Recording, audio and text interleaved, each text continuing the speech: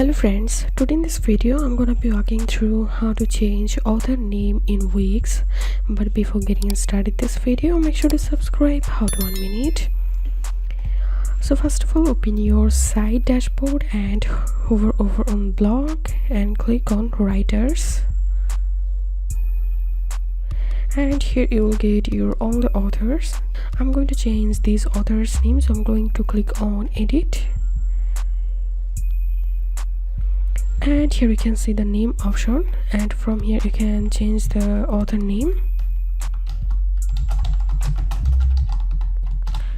And from here you can change the author profile picture. You can give the author first name, last name, email address, phone number here.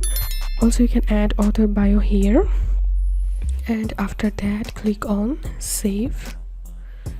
So this is how we can change author name in Wix website. If you have any questions, feel free to post in description. If you think to see more WordPress videos, please check the links in descriptions. If this video helped you, give a thumbs up and please consider subscribe. How to 1 minute. Thank you for watching.